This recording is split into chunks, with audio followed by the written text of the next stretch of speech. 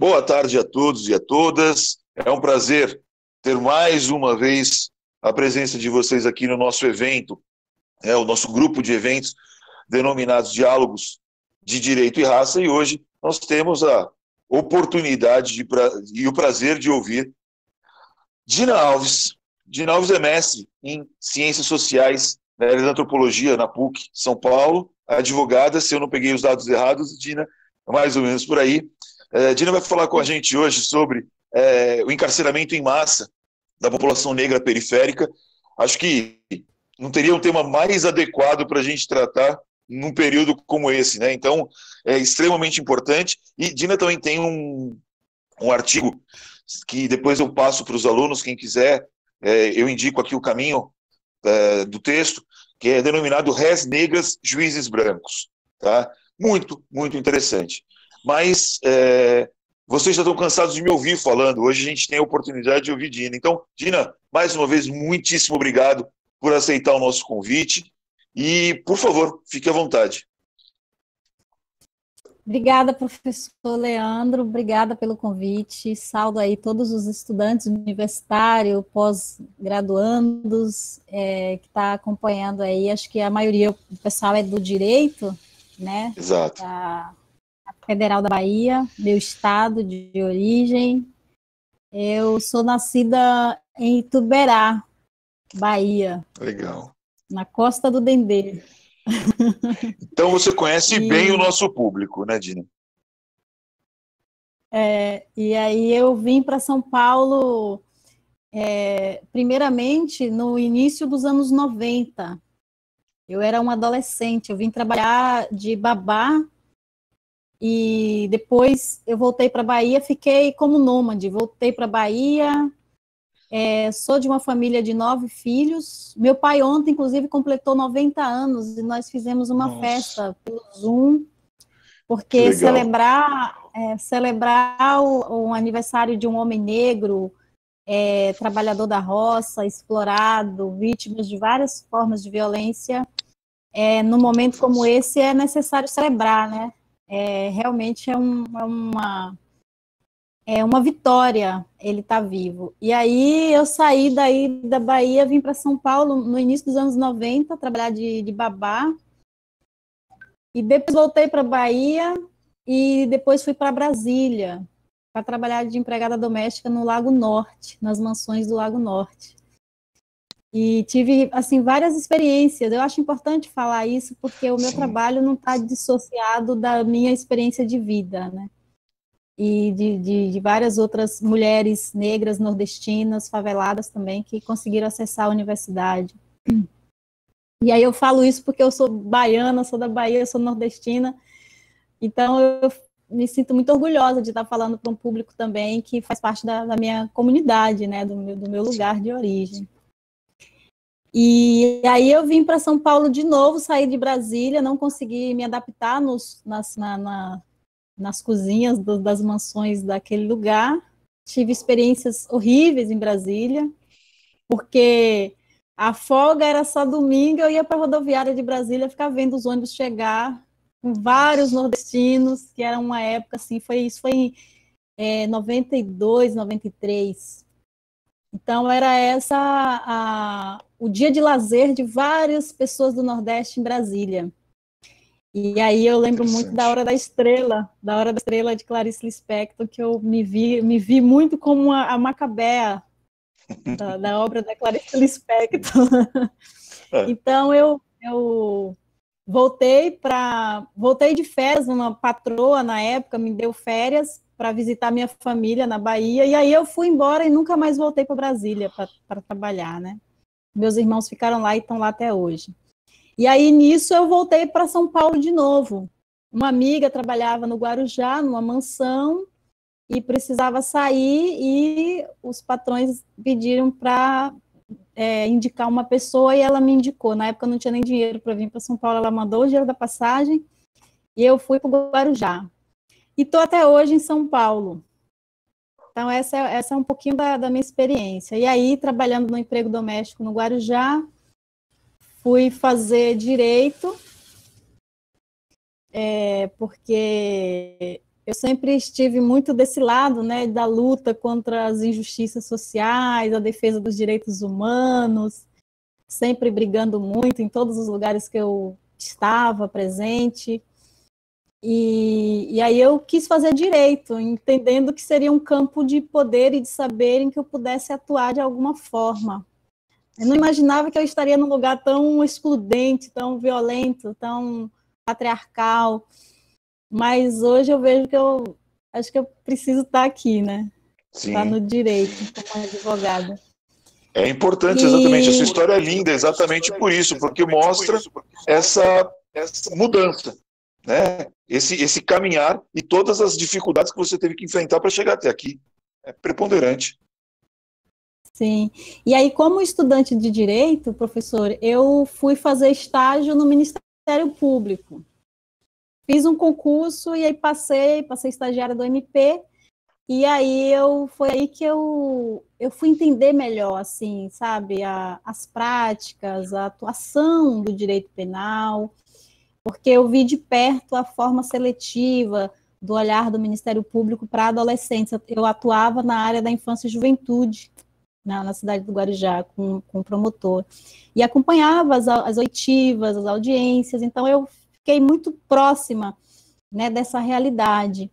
E sem falar que eu morava num bairro de Morrinhos, na cidade do Guarujá, uma periferia, e as mulheres que iam para o fórum para acompanhar as oitivas dos adolescentes eram as minhas vizinhas. Então eu chegava no fórum cedo e as mulheres já estavam fazendo fila na porta do fórum para entrar às 13 horas, que era o horário que abria para o público. Então eu acompanhei todas essas mulheres, né, desde a fila fora do fórum até as entradas dessas mulheres nas salas do promotor.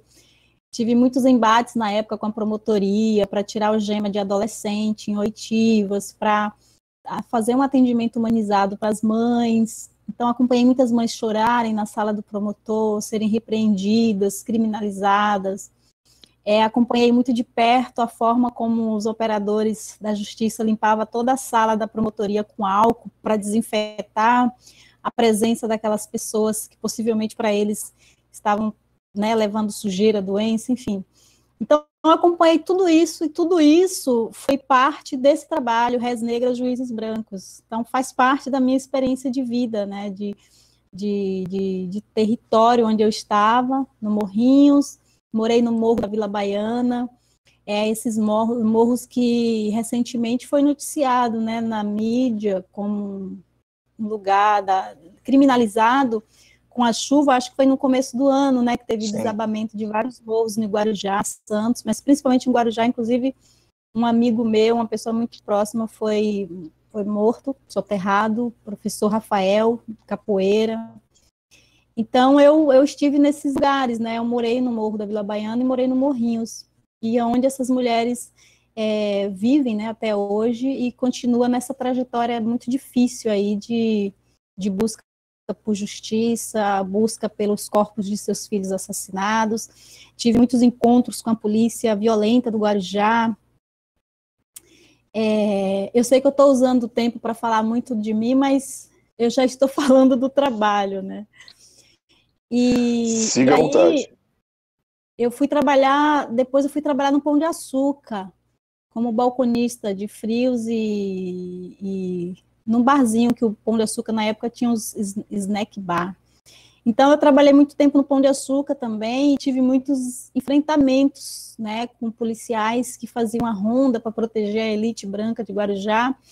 E para fazer a proteção da elite branca no projeto da biopolítica, eles tinham que violentar jovens negros, mulheres negras que entrassem no Pão de Açúcar, né, suspeitos de que iam roubar, furtar, ou mesmo estar na frente do Pão de Açúcar já seria um motivo para agressão. Então, eu tive bastantes embates com a polícia do Guarujá, né, várias denúncias na corregedoria, fui perseguida também pela polícia, fui ameaçada.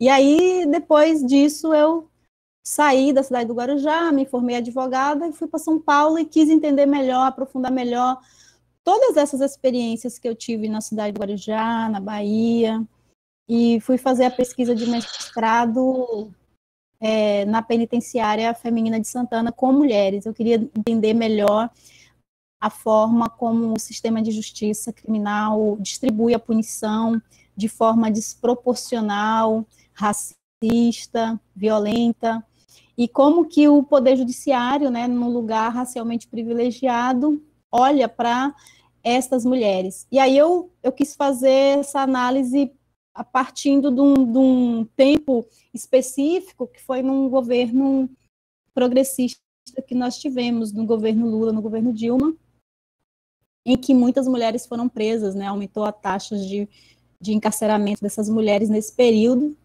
Então, eu quis entender melhor como que num sistema político progressista, em que o governo, né, foi muito importante para esse grupo social, com a garantia de alguns direitos, né, como ProUni, Minha Casa Minha Vida, Bolsa Família, muito importante, mas, ao mesmo tempo, o braço armado do Estado não deu trégua, muito pelo contrário, tivemos um recrudescimento do sistema penal, né, contra esse mesmo grupo social. E aí eu fiz o trabalho, né, foi de 2013 a 2015, essa pesquisa, e fiz várias entrevistas, encontros com essas mulheres, e foram essas mulheres presas que me localizaram também em outro lugar de punição, que é a punição invisível, que é a punição dos seus familiares. Então, eu também tive esse entendimento e essa compreensão de que o sistema prisional, para além de ser um espaço de enclausuramento, um espaço físico, é um sistema de desumanização de corpos. E, então, eu entendi ali que os familiares dessas mulheres, a comunidade em geral, que tem algum membro daquela comunidade, daquele bairro, associado ao crime, associado ao sistema carcerário, essa comunidade toda também ela está presa, ela também sofre punições por conta disso. E aí eu fui também desenvolver o trabalho da tese, né? A minha tese ela é um aprofundamento dessa análise da punição invisível. Eu fiz acompanhamento de uma pesquisa etnográfica com familiares que visitam homens no interior de São Paulo, e acompanhei também o assassinato de Luana Barbosa dos Reis Santos. Não sei se vocês lembram do caso. A Luana Barbosa foi uma mulher preta, sapatona. Ela se identificou um tempo na prisão como um homem trans, e ela se autodenominava Luan Vitor. E quando ela foi assassinada pelos 3 policiais, ela se autodenominava mulher lésbica. E ela morava na periferia de Ribeirão Preto, e ela foi espancada até a morte por 3 policiais militares. Eu fui convidada pela família da Luana para ser advogada no processo que pede a punição dos policiais.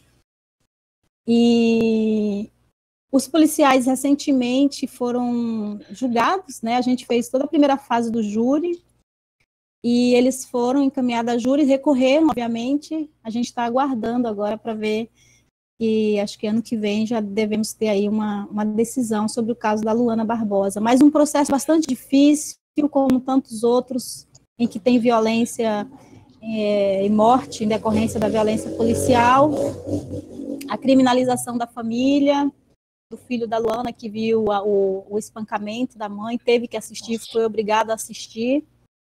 E a criminalização de todo o território, né, do território que Luana morava, o bairro Paiva Neto, em Ribeirão Preto, os policiais soltos, ameaçando a família, ameaçando nós, advogados, também do caso, a promotoria bastante tímida nesse caso, o processo ele não consta a qualificação de feminicídio, de lesbocídio, de transídio, mas apenas de homicídio.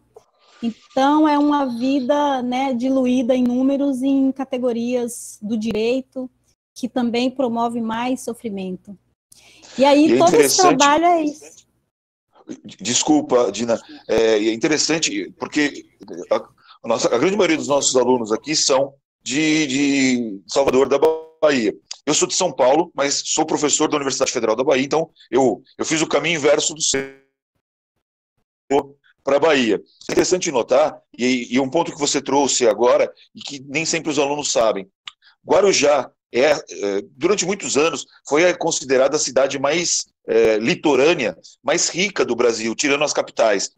Era a cidade para onde os ricos de São Paulo iam no final de semana. Então era uma cidade muito elitizada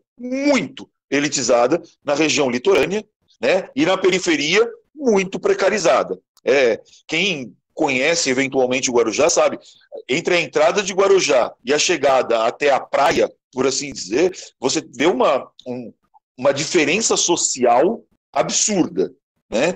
E o segundo caso que você relata, que é de Ribeirão Preto é uma cidade no interior de São Paulo também, e é uma cidade muito rica, é uma das cidades mais ricas do interior do Brasil. Então, são dois pontos que são importantes, porque a gente traz mais um elemento a ser considerado em todo esse sistema que você traz na sua fala, né, Dina? Acho que isso é importante que os alunos saibam também, porque quem não é de São Paulo talvez não tenha a consciência de que cidades a gente está falando. A gente não está falando de cidades pobres e periféricas. A gente está falando de cidades que não são da capital, mas que são cidades muito ricas, né, e que tem esse distanciamento do critério, na verdade, não é nem distanciamento, né? Essa igualdade, ela acaba ficando muito clara dentro desse pequeno espaço territorial. Sim, é isso mesmo, professor. E Guarujá, para ter uma ideia, ela tem 90%, assim, ela é composta de 90% da sua geografia de periferias escondidas no seu desenho do mapa. Então, quem chega em Guarujá não vê a periferia, como quem chega no Rio de Janeiro, por exemplo, está mais exposto. Mas no Guarujá, o capital são as praias e o centro da cidade. E a periferia está totalmente escondida em morros, nas palafitas das marés.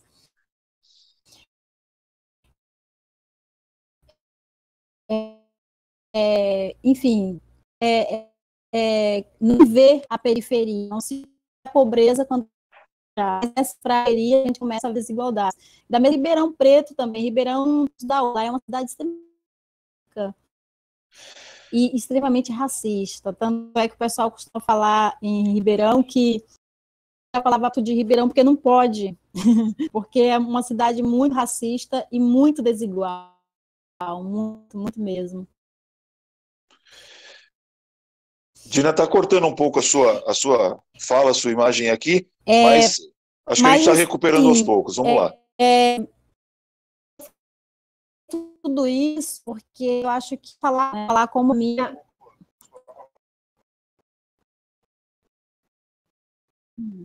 Porque eu acho que eu mostrei como falar sobre tudo dentro de uma advogada ativista, uma pesquisadora, uma academia também branca, né, uma academia elitista. Foi difícil também fazer o projeto de pesquisa e aceitar quem pudesse me orientar para fazer esse trabalho. A PUC, né, um lugar também extremamente elitizado. Eu lembro que nas minhas aulas eu era quase que a única mulher negra numa sala das disciplinas no início do doutorado. Então, isso tudo é muito significativo, é muito importante, isso não está dissociado da pesquisa, né? Eu trago também uma proposta de uma pesquisa ativista, que vários pesquisadores, como o Haley, como Jaime Alves, como João Costa Vargas, têm desenvolvido esse pensamento aí da pesquisa ativista, que é a gente dos grupos historicamente discriminados falar por nós, né? Ter um olhar diferenciado quando a gente vai falar de grupos historicamente discriminados. É diferente de um homem branco, de uma população branca, que sempre fizeram isso e que nos leram e que nos viram como meramente objeto de estudos. E por isso que eu entendo que quando eu fiz essa pesquisa Réis Negras, Juízes Brancos, e quando as mulheres me localizaram esse outro lugar de punição, foi porque eu não estava ali para fazer um trabalho e tê-las como objetos de estudo. Eu fui visitar os seus familiares, né? Eu saía da penitenciária e o meu trabalho de campo não terminava ali, nas entrevistas. Então, eu fui até os orfanatos, eu fui até as casas de acolhimento, eu fui atrás de respostas, de perguntas que elas me faziam, pediam notícia dos filhos, pediam uma ajuda com processos, né, em que a defensoria atuava, e eu estava ali também fazendo esse trabalho, né, fazendo a mediação, ali que estava desenvolvendo um trabalho, e quando saía da penitenciária, acabava ali o meu trabalho. Não, o trabalho de campo era um trabalho de casa também, né, tinha essa extensão, porque tinha e tem essa identificação de pertencimento do mesmo grupo social. E aí, a minha pesquisa de doutorado, ela é uma extensão desse trabalho e da fala dessas mulheres. Por isso que eu fui fazer essa análise para compreender melhor os familiares que puxam cadeia junto, né, e quais as formas de punição que os familiares sofrem, por que elas são presas também, por conta da revista vexatória, por conta da interiorização dos presídios, ou como forma de punição aos familiares, para que façam visitas de 6, 7, 8, 12 horas de viagens, familiares pobres que não têm sequer dinheiro para comprar alimento, elas são obrigadas a fazer deslocamentos, sabe, com altas horas, assim, de percurso, sem dinheiro, vendendo pouco que tem para conseguir pagar a condução, e muitas vezes chegam na penitenciária, não pode entrar, e voltam para casa com sacolas cheias de comidas, enfim, são várias formas de punição, aliado a isso, a indústria da punição também, que se constrói ao redor da prisão, né, toda uma indústria que tem nessas cidades do interior, de pousadas,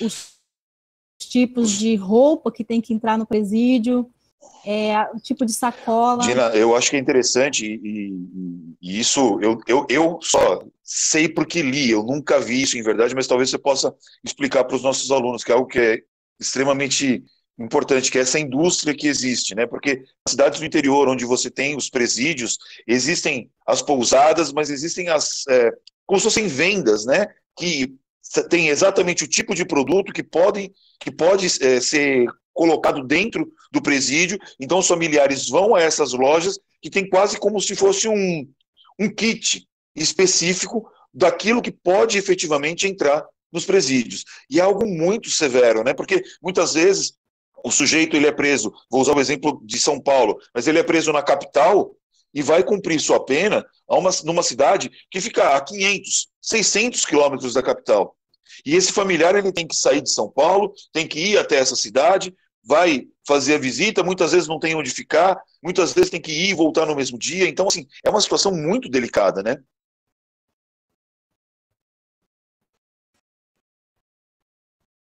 Indústria que se constrói em torno, que é chamada, inclusive, de turismo carcerário, alguns autores falam isso, é um absurdo, porque é uma outra frente de turismo que se constrói nessas cidades do interior.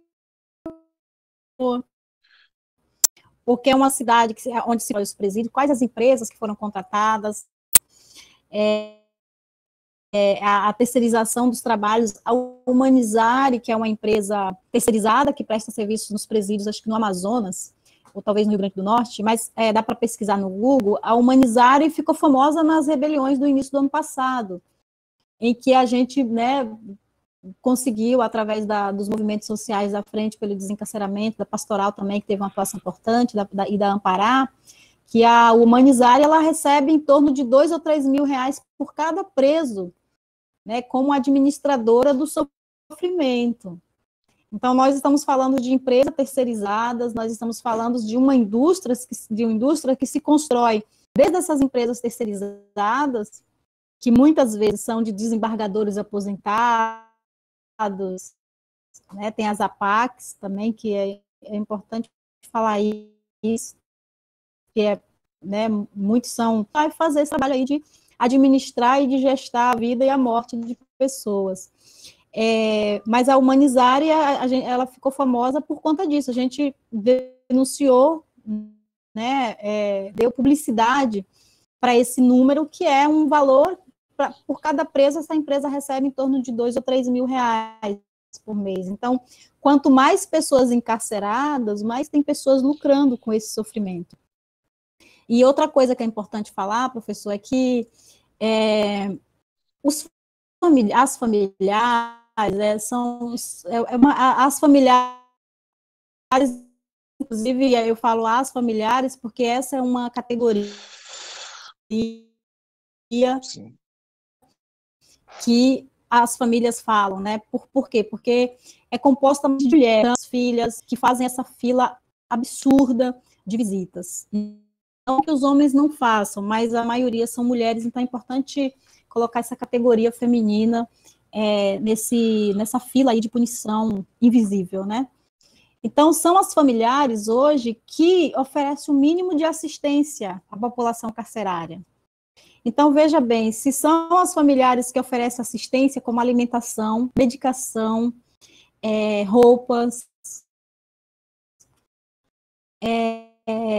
acesso à justiça, porque são elas que vai até a Defensoria Pública ter notícia de processos, para levar essa informação para quem está privado da liberdade. Então, são as familiares hoje quem denuncia dados corretos sobre a pandemia, né, de quem realmente está morrendo pela Covid-19 nos presídios, porque os dados são subnotificados, não se sabe hoje, né, pelos dados oficiais, a gente não pode acreditar que são esses dados das pessoas que estão morrendo pela Covid.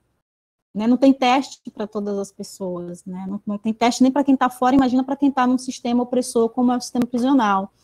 Então, Exato. São os familiares que nos dão essas informações de tortura e que oferecem assistência a quem está preso. Então, as familiares alimentam uma indústria da punição, porque elas têm que comprar o alimento, o uniforme, a roupa, tudo que o governo, que o sistema deveriam garantir.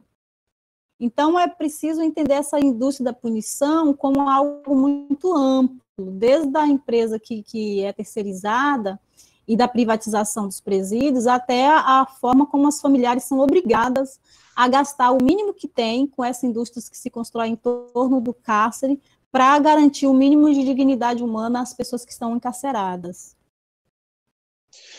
E acho que isso é o mais assustador, né, se a gente for parar para pensar, Dina, porque é o que você acabou de dizer, o Estado tem que fornecer tudo isso. No entanto, se as familiares não forem ao presídio e não levarem esse material básico, muitas vezes, as pessoas que estão encarceradas, elas não têm acesso a isso. E antes que alguém fale qualquer coisa, nós não estamos discutindo o crime que o sujeito cometeu, o critério. Não é essa a questão. A questão é, o sujeito que está encarcerado tem direito ao acesso ao mínimo indispensável para uma vida digna. Ponto. Né? A gente não está falando aqui daquelas histórias dos sujeitos que são presos pelo mensalão, pela Lava Jato e que tem uma cela com ar-condicionado. Não. Estamos falando da pessoa pobre, paupérrima em muitos casos, que acaba sendo presa e que acaba tendo, como consequência, uma vida no presídio que, se não tiver o auxílio das familiares que estão fora, essa pessoa praticamente vai ficar à míngua, né? É preciso, isso mesmo, é preciso a gente perceber como a população presa, é preciso falar do perfil, né, da população encarcerada. O perfil, quem está preso, né, quem é que compõe o sistema prisional no Brasil? Quem compõe o sistema prisional no Brasil são pessoas majoritariamente negras. Cada vez mais mulheres negras compõem esse sistema. A população indígena, a depender da localização geográfica.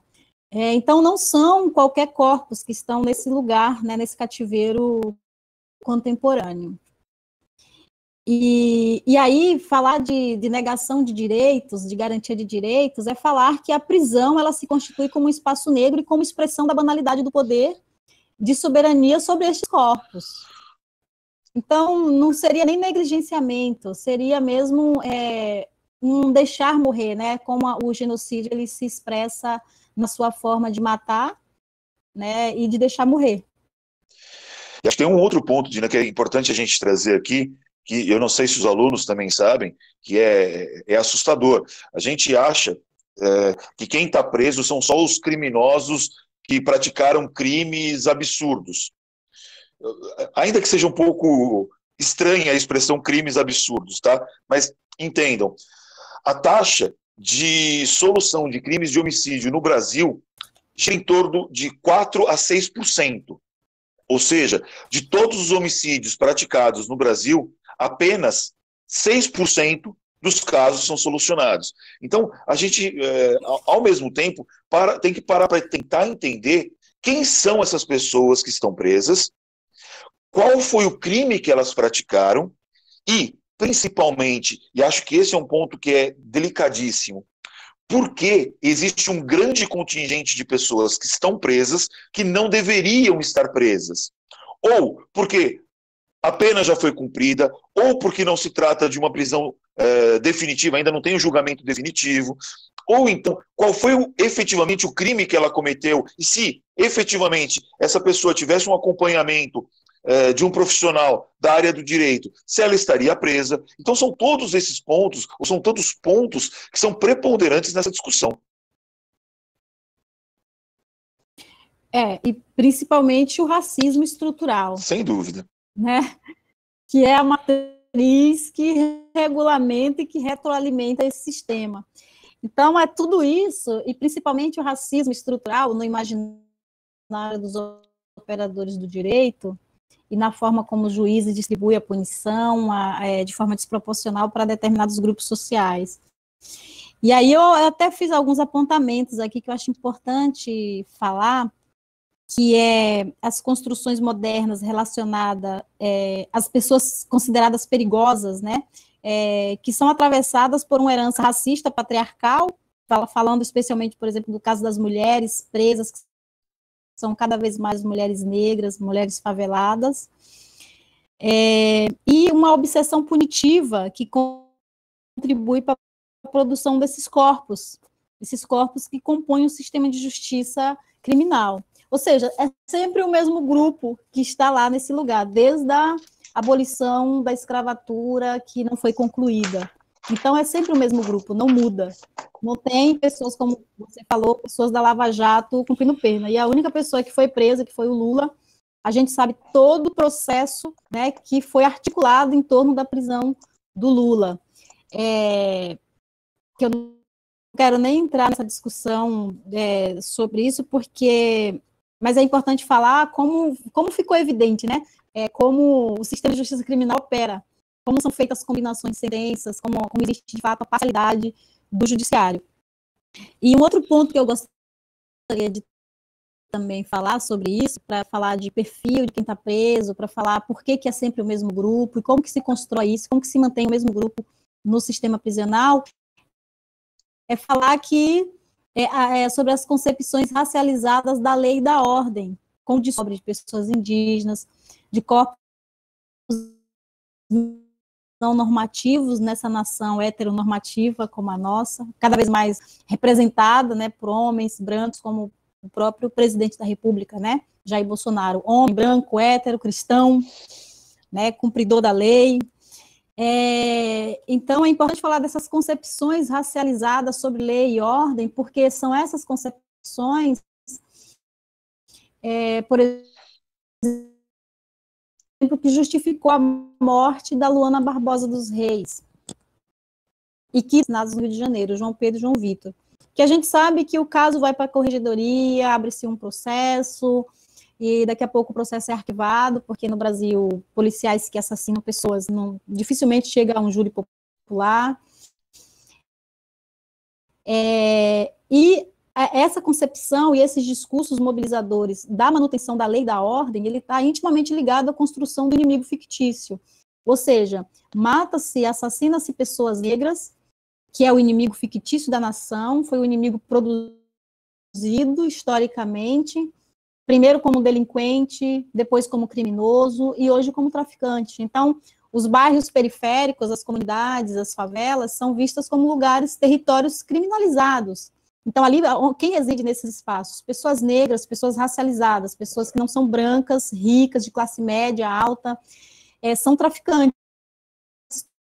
Todos são traficantes nesses discursos. Então, é preciso fazer a manutenção da ordem e o cumprimento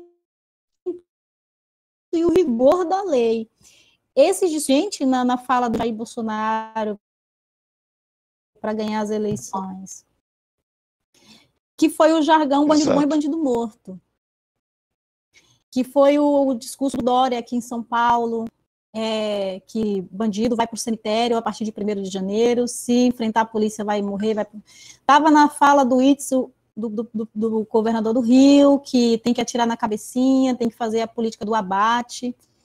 E a política do abate é essa, ainda que não esteja em termos raciais, né, relacionados com raça e direito, com raça, ao dizer que bandido bom é bandido morto, mas a gente percebe que existe uma episteme racial nesses discursos mobilizadores para falar sobre a lei e a manutenção da lei e da ordem.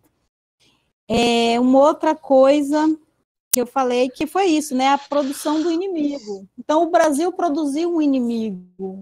Nós temos um inimigo interno a ser combatido. E é por isso que não assusta as pessoas saber que nós temos hoje mais de 800 mil pessoas encarceradas, privadas da liberdade. E que essas pessoas têm endereço, têm classe social, têm perfil, têm cor.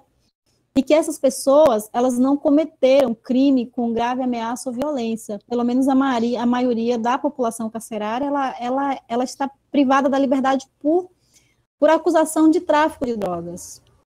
Exatamente. O grande número de prisões, assim, o crescimento de prisões, ele vem crescendo desde 2006. Claro que muito antes, né, no início da década dos anos 90, mas houve um crescimento absurdo de 2006 até aqui, principalmente considerando o universo de mulheres, por conta da lei de drogas, que é um instrumento racializado, que é um instrumento racista de controle e extermínio da população negra no Brasil. A gente precisa falar disso. Porque quando houve o assassinato da Luana Barbosa, a primeira coisa que os policiais fizeram foram usar os antecedentes criminais da Luana, que ela já tinha sido presa, então que ela morava num bairro que tem tráfico. Então existiu todo um discurso mobilizador para justificar para a sociedade de Ribeirão que Luana era uma traficante. Então a morte de Luana teria que ser justificada por isso. E a sociedade compra essa ideia, porque a sociedade também é punitivista, a sociedade é racista.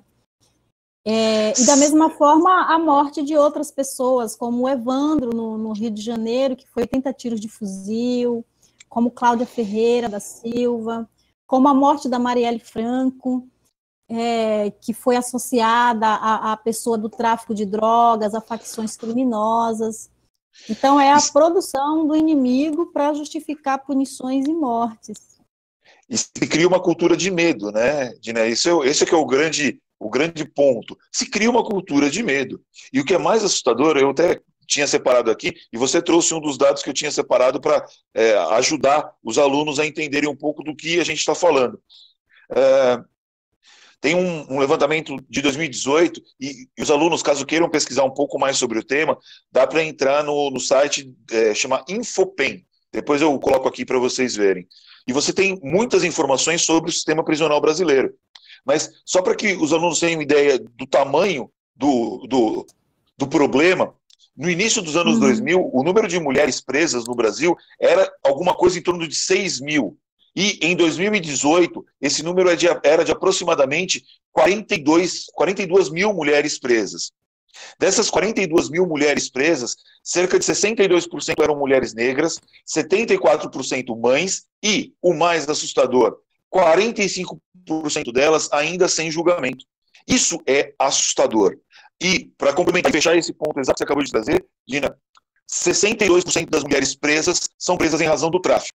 E presas em razão do tráfico, no mais das vezes, não porque elas eram traficantes, mas porque estavam com companheiros que eram traficantes e acabaram sendo enredadas nessa situação em razão dos companheiros. E isso é um ponto que é assustador e mostra algo que, além da estruturação ordinária, você tem ainda os critérios atrelados à discussão de gênero. Então a gente vê um Estado que é extremamente sexista e racista na sua estrutura, gerando como consequência uma série de números no final. E até aproveito, eu vou colocar aqui para os alunos daqui a pouco ao lado, há cerca de uma semana, saiu um artigo que eu publiquei no Migalhas, falando de como a população negra é vítima da Covid-19, né? Eu falei da população negra como um todo, mas você lembrou da questão carcerária, e como o Estado poderia praticar alguns atos e não praticou, e ao mesmo tempo me faz pensar se o Estado não agiria de forma diferente se o maior índice ou o maior risco recaísse sobre a população branca e não sobre a população negra. Mas é só uma digressão que eu faço aqui pensando em tudo aquilo que nós já vimos no passado. Vou colocar aqui ao lado no chat, depois quem quiser dar uma olhadinha lá. Desculpa ter te interrompido mais uma vez, Dina, por favor. Não, eu acho que é isso. A gente pode, inclusive, se você quiser abrir para a gente democratizar um pouco mais aí a fala, para mim está tudo bem.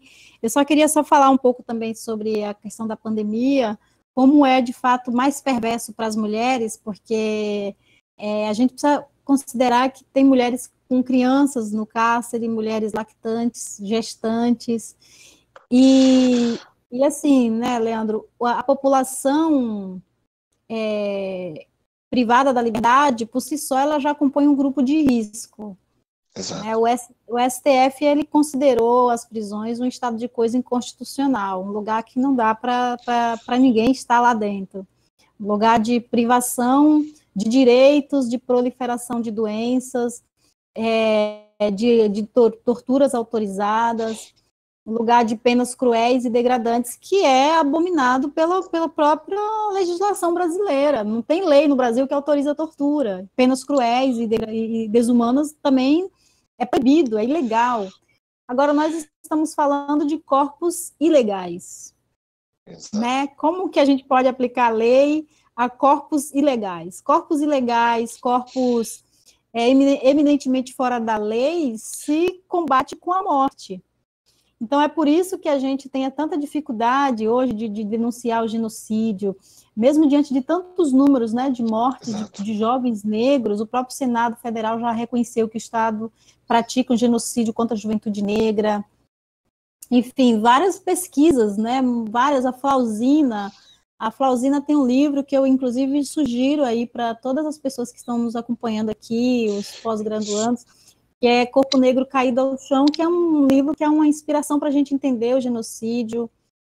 Nilo Batista, Zaffaroni, Felipe Freitas, professor Evandro da Universidade da UNB, tantos pensadores, João da Costa Varga também, Jaime Alves, várias pessoas, tem um grupo muito grande hoje de discussão sobre genocídio no Brasil, mas existe uma dificuldade muito grande das elites, das instituições, reconhecer que é um genocídio, né? Então, quantos mais vão morrer para que esse genocídio acabe? Essa foi a fala da Marielle, né? E a pergunta da Marielle, de certa forma, foi a pergunta que promoveu o seu genocídio, né? A própria morte dela. E isso nos faz refletir sobre essa sociedade que nós vivemos, sobre democracia, sobre os princípios da democracia, e que a democracia ela não vai ser, de fato, finalizada, de fato ter a sua finalidade concretizada, enquanto essa nação, a nossa nação, ela não reconhecer que negros, indígenas e favelados são pessoas. Exato. Nós somos humanos. Então, enquanto isso não acontecer, a gente está vivendo ainda uma escravidão passada, mas que tem áreas presente na sociedade. Dina, eu acho que é importante também a gente trazer, e aqui eu acredito que, pelo que eu vejo aqui dos colegas que estão aqui nos acompanhando, pelo menos os nomes que eu vejo e conheço, a boa parte deles são meus alunos da pós-graduação, ou foram meus alunos da pós-graduação, na matéria que eu ministro, que é Direito, Raça e Políticas Afirmativas. Mas ainda assim, eu acho que é importante trazer um ponto que é muito sensível nessa conversa. E veja até que ponto eu estou correto e como você pode me ajudar a disseminar essa ideia. É evidente que nem eu, nem você e nem ninguém é a favor do crime. É evidente que nem eu, nem você e nem ninguém é a favor do criminoso. Ninguém aqui quer um benefício para o criminoso. Só que esse criminoso é uma pessoa. E a lei ela traz regras específicas de como sancionar o ato criminoso praticado. Ponto. Ninguém quer filé mignon, caviar, o que quer que seja, para o criminoso. O que se quer é uma vida digna para a pessoa. Ponto. Se nós entendermos isso, e conseguirmos fazer com que a sociedade entenda isso, talvez a compreensão da discussão do nosso tema, do encarceramento em massa, da discussão sobre a questão do racismo estrutural e todos esses temas que envolvem essa nossa conversa, se torne socialmente uma discussão melhor, para que a gente não corra o risco de ouvir, mais uma vez, que bandido bom é bandido morto, para a gente não correr o risco de ouvir que quem está preso tem que sofrer mesmo, porque não é essa a questão.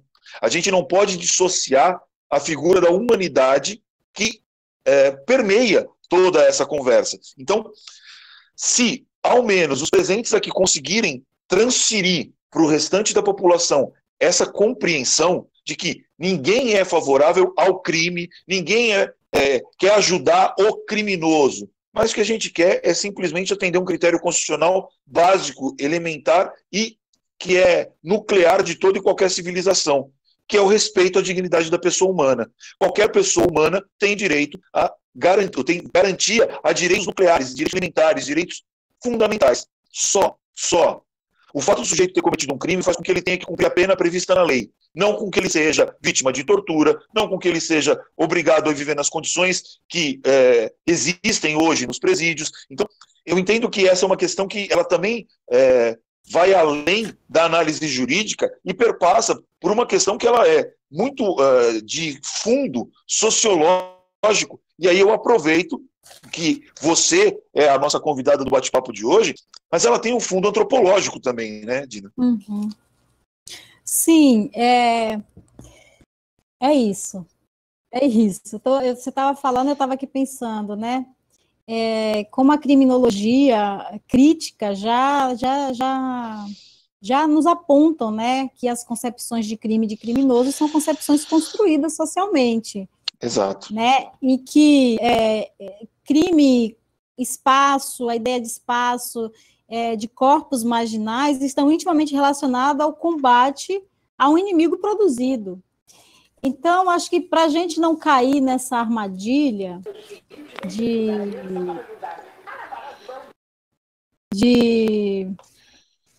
entrar numa discussão de humanização das penas ou da humanização das prisões, entender que as prisões, elas se constituíram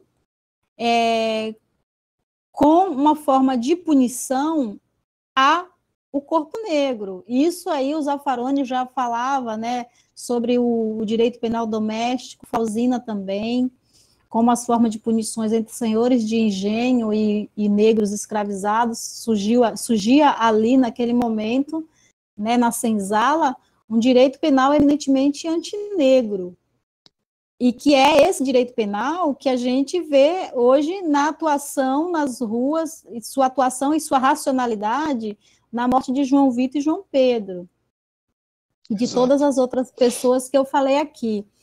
Então, assim, o que justificaria 800 mil pessoas, vamos pegar o exemplo dos Estados Unidos, aí 2 milhões de pessoas encarceradas, e a maioria encarcerada sem ter cometido crime com violência ou grave ameaça, né? A lei de drogas é um exemplo muito importante, é um instrumento importante que justifica essas punições.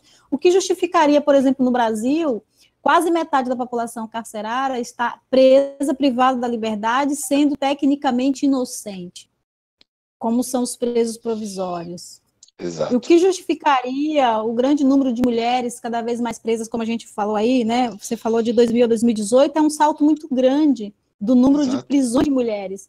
Ou seja, se existe tantas pessoas presas, um grupo específico, com um perfil específico, e com uma acusação, um tipo penal específico que justifica essas punições, o que justificaria, né, esse tipo de punição? De fato, é combate à criminalidade? Se é combate à criminalidade, nós temos mais aí de 3 cidades do interior de São Paulo de pessoas encarceradas. E aí a criminalidade não, né? Existe criminalidade na sociedade, existe crime.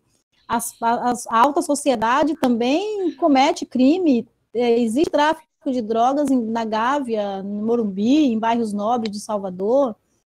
A polícia ela faz uma hipervigilância em determinados territórios, e por isso existem mais prisões nesses territórios, porque se a polícia fizesse hipervigilância no Congresso Nacional ou num bairro sei lá, nas mansões das elites políticas, por exemplo, do Aécio Neves, enfim, familiares, ou de outros políticos, né, que a gente sabe que tem envolvimento aí com crime, com tráfico, a polícia iria prender essas pessoas também. A questão é a hipervigilância que o Estado faz sobre corpos eminentemente fora da lei. Então, assim, eu acho que é entender as prisões como um espaço eminentemente antinegro, construído e pensado e retroalimentado por essas concepções, né, de que crime, corpos marginais e espaços está intimamente relacionado à produção, combate, controle e extermínio do inimigo fictício da nação. As elites brasileiras, depois da abolição da escravidão, em 1888, acho que a gente se tornou uma dor de cabeça histórica para esse povo. Porque não se sabe o que fazer com esse povo, né? Com os negros que antes estavam escravizados e hoje são, entre aspas, livres. Então, não garantir direitos é um projeto de nação, e construir presídios e utilizar o sistema de justiça criminal como um importante instrumento de controle e extermínio é um projeto de nação. O genocídio é um projeto de nação. Então, é importante falar de liberação da população prisional, porque, e aí a gente fala de abolicionismo penal, porque as prisões são construídas para esse grupo social. É muito direcionado, né? Não tem jeito. A gente acaba, se você vai olhar a estrutura hoje, ela é direcionada, infelizmente. E o racismo estrutural, que você acabou de trazer mais uma vez, ele é interessante notar, acho que todo mundo viu o caso, né? Que na última semana aqui em São Paulo, a polícia foi à casa de um sujeito em Alphaville, que é um bairro nobre na região metropolitana de São Paulo, porque estava havendo uma questão de violência doméstica. Esse sujeito rico, numa casa enorme, olha para os policiais e fala uma série de impropérios, uma série de ofensas, xinga de todos os nomes que vocês possam imaginar. A pergunta é, será que a força policial, e não vou nem discutir exatamente a atitude do policial em si, mas será que a força policial agiria com a mesma tranquilidade se fosse um garoto negro na periferia? Eu acredito que não. Eu tenho quase certeza que não. E aqui, que fique claro, para que ninguém discuta isso com a gente, a polícia também tem o seu grau de vitimizada nesse contexto, porque tem todos os problemas que envolvem essa questão. Também não quero entrar nessa discussão nesse momento. Mas tem um outro ponto que eu acho que é muito interessante a gente discutir aqui, e passa por aquilo que você acabou de falar, Dina, que foi uma coisa que é difícil que eu vou falar com ele, o que eu vou falar, mas como eu estou na esfera acadêmica, eu posso caminhar por esse caminho. Eu acho que a gente precisaria ter uma discussão muito mais séria com relação à lei de drogas e entender que a lei de drogas, até o presente momento, não cumpriu aquilo que ela precisaria cumprir. Ela só prende quem é pobre e automaticamente, né, quem é preto. Só prende quem tem acesso à droga mais barata, por assim dizer, e principalmente, o que é mais assustador, normalmente, essas pessoas que estão presas, como eu falei agora há alguns instantes, e você trouxe também, são pessoas que não têm um potencial criminoso, elas não cometeram crimes violentos. Será que não seria uma alternativa muito mais coerente se pensar na hipótese de se afastar a lei de drogas, porque ela só prende um grupo determinado da população e ela é extremamente seletiva, porque ela escolhe qual é a droga que vai levar o sujeito a ser preso? E o mais interessante disso, né, acho que minha mulher está aqui acompanhando a gente. Ontem a gente estava conversando, ela disse que assistiu um documentário que eu ainda não consegui assistir, que chama a 13ª Emenda, que fala de como essa questão ela é desenvolvida nos Estados Unidos e que nesse filme, né, nesse documentário, se traz exatamente isso, que a droga que prende é a droga do pobre, porque a droga do rico normalmente não prende. Quem é preso é aquele que usa crack, não é aquele que usa cocaína. Então, isso também mostra toda essa estrutura segregatória que permeia esse Estado absolutamente racista e em sua estrutura racista em que nós vivemos, não é, Dina? Isso, a lei de drogas é bem problemática, né? E aí aquilo que eu falei, a lei de drogas é um instrumento racializado de controle e extermínio da população negra, porque ela cria uma figura que é a figura do traficante. Criar uma figura, produzir uma figura, uma categoria, sempre foi estratégia das elites escravocratas e do Estado. O Estado como máquina que as elites precisam operar para manter os privilégios e a produção das desigualdades. Então, primeiro produziu-se a figura do delinquente, lá no século XIX, com teorias eugênicas, isso tudo como projeto de nação. A figura do delinquente, da mulher delinquente, a produção racial da delinquência foi muito importante naquele momento, porque a gente via aí delinquentes como mulheres negras, tidas como vadias, promíscuas, as pobres, as mulheres faveladas, as mulheres que tinham muitos filhos, vistas como parideiras, úteros de produzir marginais e de produzir outros delinquentes. Então, a perseguição histórica contra as mulheres negras, como delinquente, homens também, e depois vem a figura do criminoso, quem é criminoso? Então, uma produção racial do criminoso. E em 2006 vem aí a produção racial do traficante e da mulher traficante.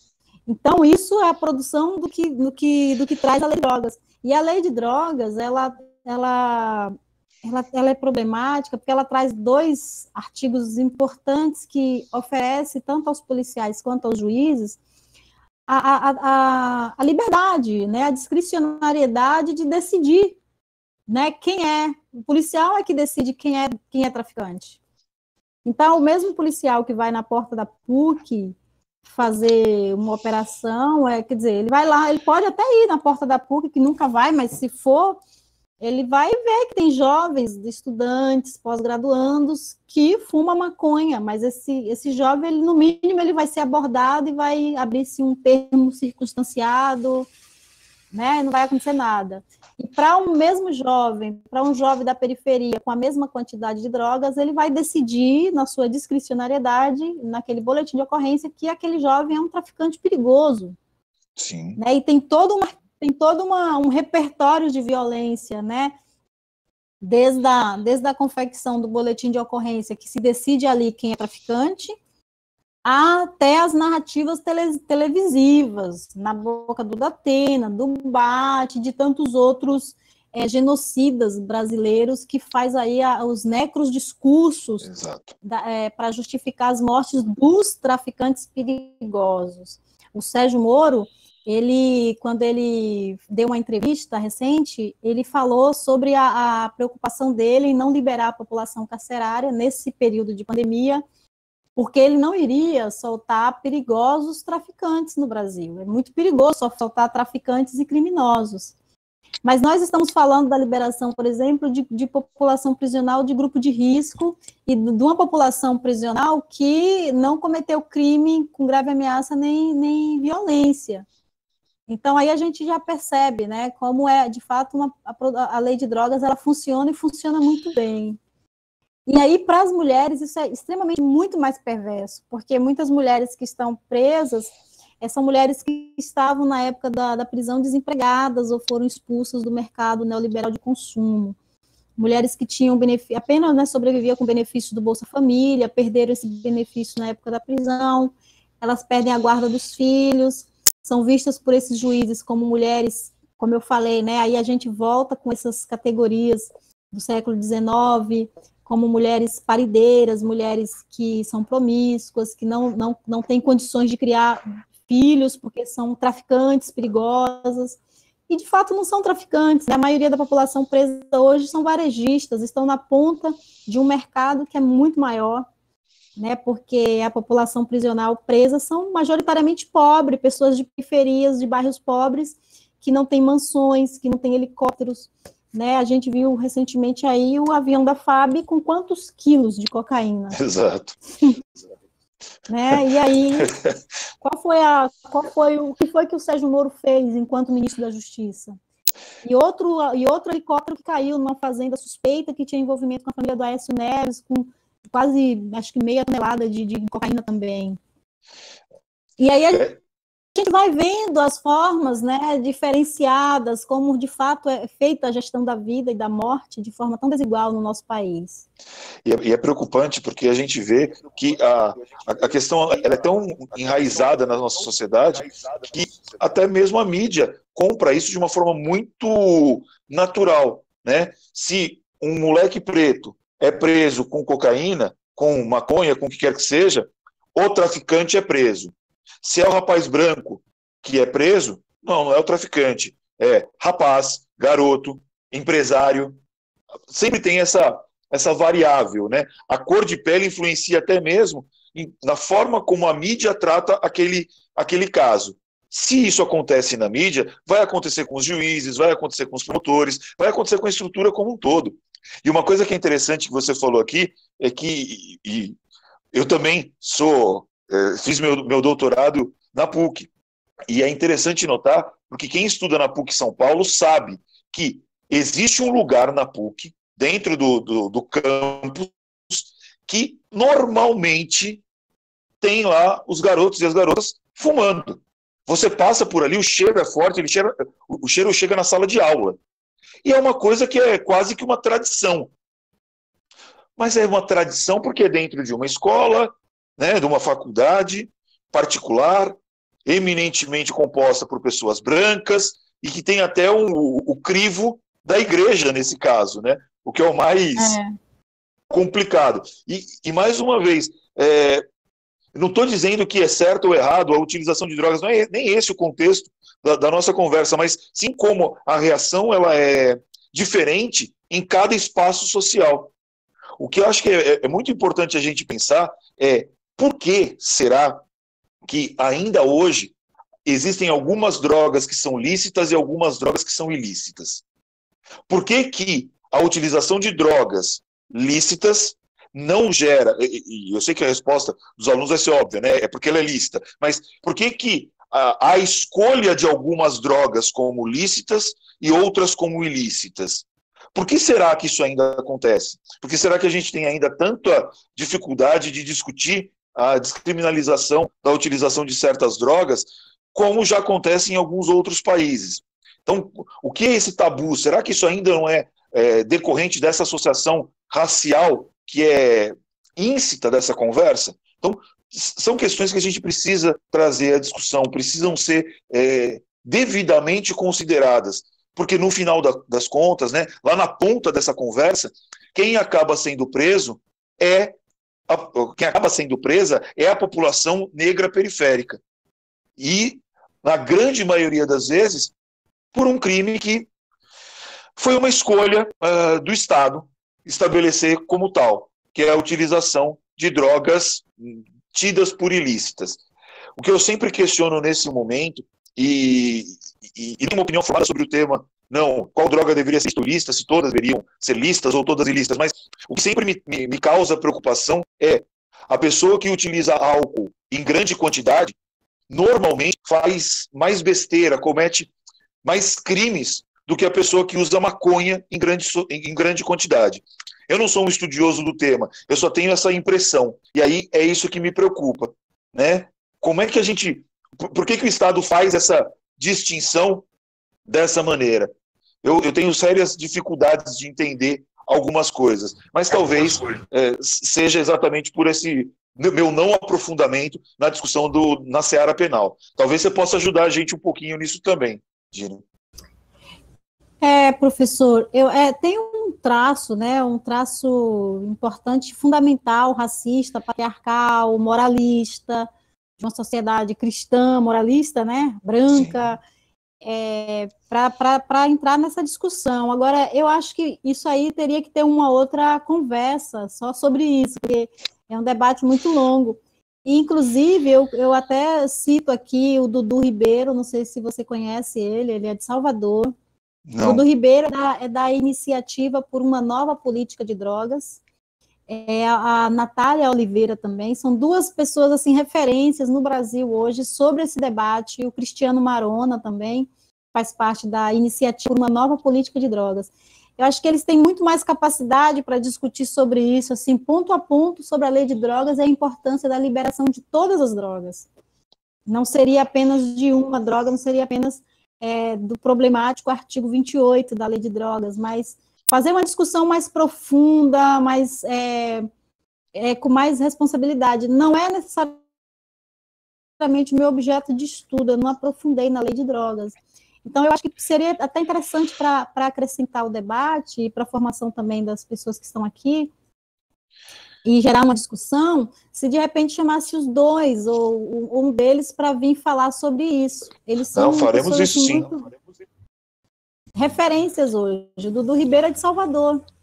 Não, vou procurar entrar em contato aqui e a gente chama também. E é importante até trazer isso, que é esse o objetivo desse nosso tipo de bate-papo. Quando eu criei essa ideia, em razão da pandemia, de todo mundo ter ficado privado dos contatos sociais ordinários, a minha grande preocupação com os alunos era que eles ficassem perdidos, né, nesse período, porque a gente está sem aula, a gente está sem o contato. Então, eu quis trazer pessoas que pudessem contribuir, e esse é o teu caso, que podem contribuir com esse conhecimento. Porque é claro que dentro da nossa área de estudo existem especificidades que são bem técnicas, e a gente tem que trazer quem conhece. Por isso que acho, aproveitar que já até deixei anotado, tentar conversar com o Dudu Ribeiro, então, para que ele converse aqui com a gente, para que ele venha participar do nosso bate-papo, mas principalmente de poder falar com pessoas que estão longe do nosso contato do dia a dia em Salvador. Dudu, posso até tentar depois ver com a disponibilidade dele conversar também pessoalmente conosco lá na faculdade, quando essa situação passar. Mas já agradeço desde já a indicação. Mas é importante isso que você traz, de que a gente precisa ter consciência dessa perseguição histórica que a população negra sofre. Isso é algo que é preponderante, né? O racismo, ele é decorrente de uma estrutura social, mas ele não surgiu hoje, né? Ele é quase que uma consequência da escravidão. Então, tudo isso está encadeado, né?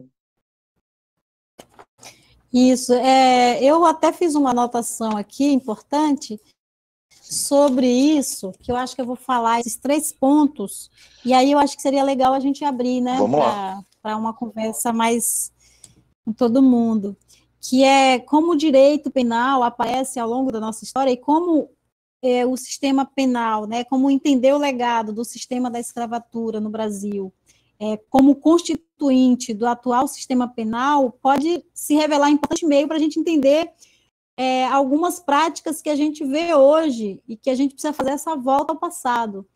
Então, o direito penal aparece como instrumento de intervenção e controle de corpos negros em alguns momentos da história, né? E aí eu fiz aqui 3 pontos importantes. A primeira, relacionada a um aparato que, pela apropriação dos corpos e a imposição de toda a barbárie, objetivou o disciplinamento da mão de obra. O capitalismo necessita da exploração da mão de obra da classe trabalhadora. Então, eu acho que eu volto aí no começo da minha fala, em que o Zaffaroni e a Flausina falam aí do direito penal doméstico, né, e o corpo negro como paradigma da violência e da barbárie.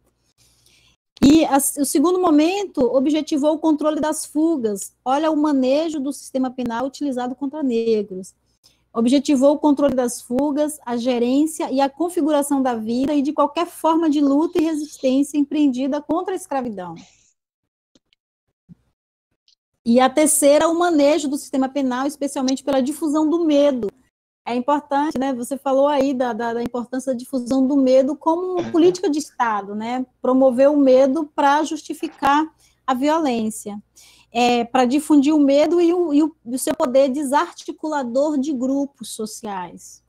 Isso é muito importante. As pessoas estão falando muito isso hoje, assim. Por que as manifestações nos Estados Unidos é diferente do Brasil? O Brasil morre tantos negros e não se tem uma comoção como está tendo agora. Acho que já vai para o 9º dia de manifestações, né, pela morte do George Floyd. E por que no Brasil não se faz isso? E, então, eu estou vendo muitas pessoas falando isso. Inclusive, eu fiz um post falando também disso, né, da desarticulação do grupo. Não que nunca houveram a rebelião, né? Rebelião na senzala, a rebelião negra sempre aconteceu e acontece na periferia hoje. Tem uma luta, né, histórica do movimento negro, mas a diferença é que aqui o mito da democracia racial ele foi e é uma política de Estado importante para desarticular o medo, para desarticular os grupos sociais, desarticular movimentos. Então, assim, o direito penal utilizado como um instrumento de controle e de extermínio, é para isso. O direito penal não surgiu, ao longo da nossa história, como um instrumento, de fato, de controle da criminalidade, de manutenção da paz social. Se foi, sim, tudo bem, mas pensando que estas concepções são concepções racializadas, concepções de crime, de criminoso, de vítimas, de lei, de ordem, de corpos marginais. Sim. Então, é isso que eu gostaria de falar. Dina, muitíssimo obrigado. Eu estou aqui, confesso a ti, eu estou que nem aluno mesmo, estou cheio de folha anotada aqui, ó.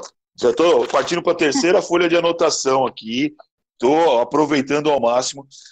Só posso, antes de passar para os alunos, te agradecer por essa explanação tão interessante, tão rica, sobre todos esses temas que eu acho que nós precisamos discutir.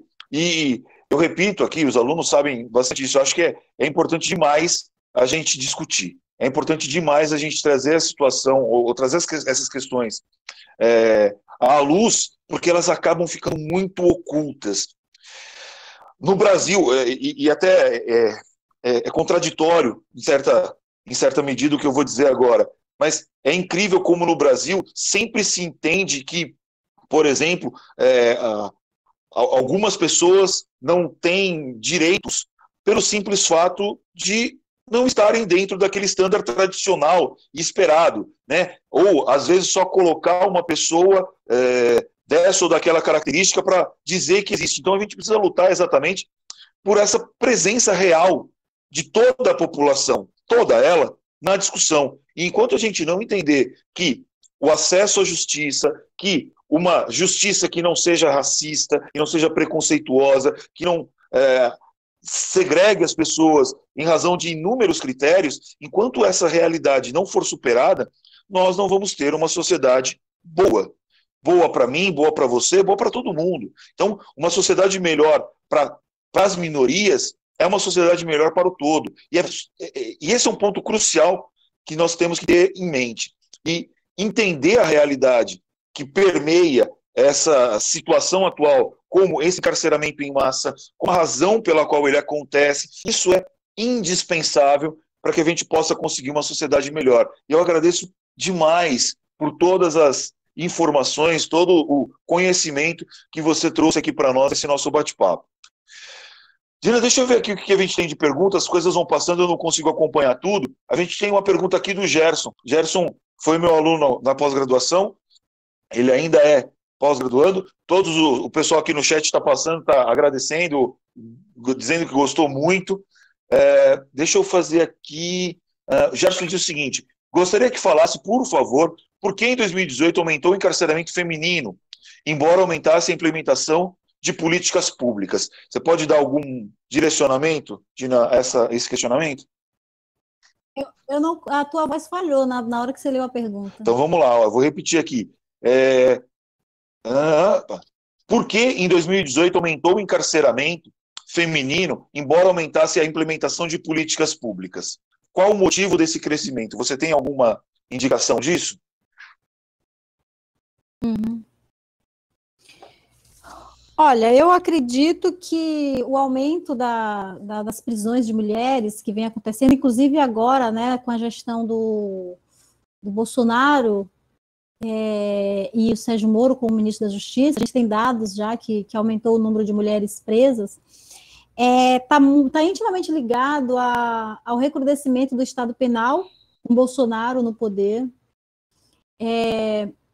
e um discurso punitivista cada vez mais latente na sociedade brasileira. Essa necessidade de combate à criminalidade, que são discursos mobilizadores dos governadores, da classe política, da sociedade, mas principalmente da classe política, e vem com Bolsonaro como uma fala muito legitimadora, né, em que as pessoas que não tinham coragem de falar sobre os seus desejos, né, ser racista, ser fascista, ser punitivista, agora tem coragem, porque Bolsonaro, como chefe da nação, fala, então as pessoas se sentem num lugar de conforto de promover mesmo a violência. Não que antes nunca tivesse, mas agora a gente vê que essa crueldade ela é levada a novas formas de gestão, né, da violência, distribuição da violência. Então, eu acredito que está muito ligado a esses discursos mobilizadores que justificam mais mortes e mais punições, ao recrudescimento do sistema penal.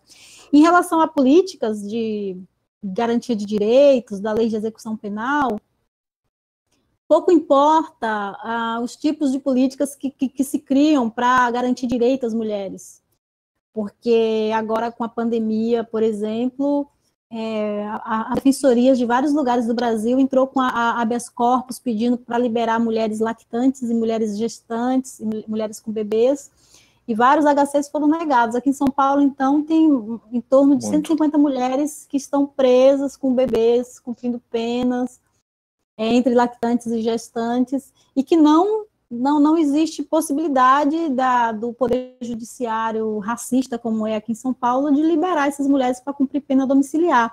Tem o marco legal da primeira infância que garante, temos regras internacionais, convenções, as regras de Bangkok que garante também que mulheres possam cumprir penas domiciliar.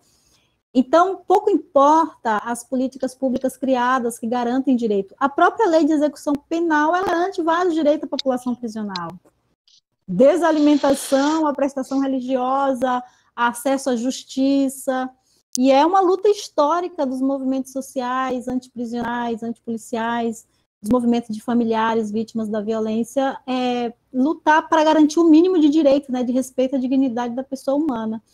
Então, eu entendo que o aumento do encarceramento está diretamente relacionada aos discursos mobilizadores que estão sendo já gestados, eu acho que desde o impeachment da Dilma até aqui, né, como uma forma mais cruel, né, formas mais cruéis de aprofundamento das violências contra as mulheres e as mulheres negras.